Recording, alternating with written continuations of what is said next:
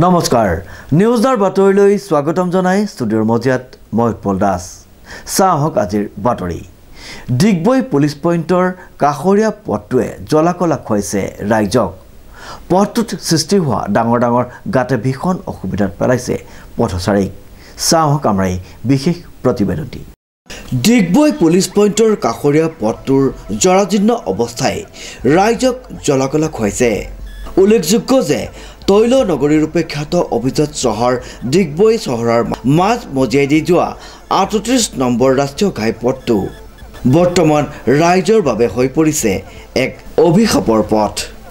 পথটোত থকা প্ৰকাণ্ড গাতে এতিয়া ৰাইজক বাৰুকৈ জলাকলা খুৱাইছে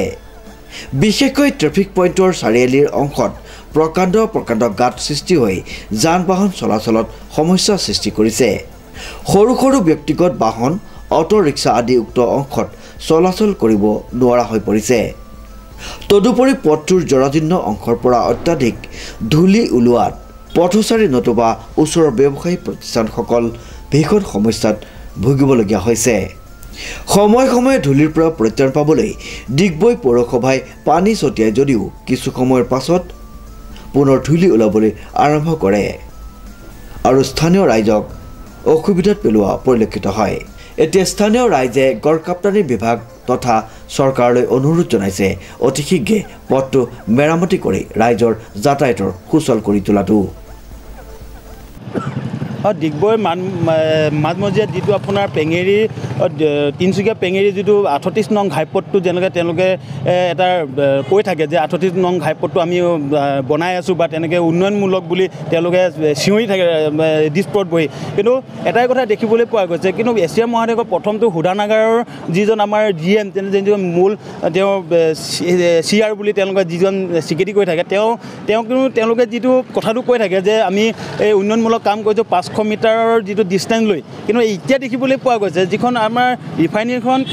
ৱালৰ যিটো বাউণ্ডেৰী ৱালৰ কাষত যিটো আপোনাৰ পুলিচ পইণ্টৰ ওচৰত যিটো আপোনাৰ প্ৰায় 20 মিটাৰৰ যিটো আপোনাৰ জৰাজীৰ্ণ অৱস্থা কাৰণ আপোনাৰ ৰেলৱে ক্ৰছিংটো তাৰ পৰাই প্ৰায় অলপ দূৰ আছে এটা ইমান ডাঙৰ প্ৰকাণ্ড গাঁত কিন্তু বাৰিষা দিনতে দেখা পোৱা যায় গাঁতটো কিন্তু এতিয়া খৰালি ছিজন হোৱাৰ কাৰণে আমি গাঁতটো দেখিবলৈ পোৱা নাই কিন্তু এটাই কথা আমি দেখিবলৈ গৈছোঁ আপোনাৰ দিনৰ পৰা ৰাতি ভাগত গোটেই 24 ঘণ্টাত যদি আপুনি গাড়ী যদি হিচাপ কৰে অধিক গাড়ী যায় কাৰণ অবৈধ কয়লাৰ পৰা আদি কৰি বহুত ডাঙৰ ইয়াত গাড়ী ছিল অকল সাধাৰণ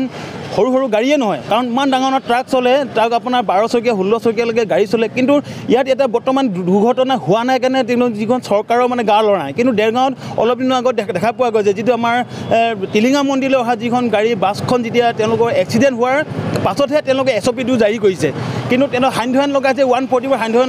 লগাইছে কিন্তু চৰকাৰে যেতিয়া আমাৰ ডিগবৈত মাজমজিয়াত যেতিয়া এটা ঘটনা হ'ব ডাঙৰ এখন টেলাৰ এখন মানুহৰ গাত পৰিব তেতিয়াহে কিন্তু ৰাস্তাটো বনাবনে তেওঁলোকে হেৰি লগাব ধাৰা লগাব কিন্তু চৰকাৰে এটা আহ্বান আৰু মুখ্যমন্ত্ৰীৰ লগতে পেট্ৰলিয়াম মন্ত্ৰী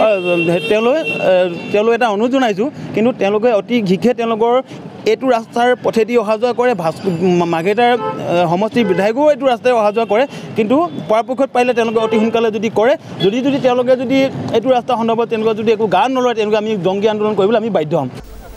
অনুপম বৰাৰ ৰিপৰ্ট নিউজ নাও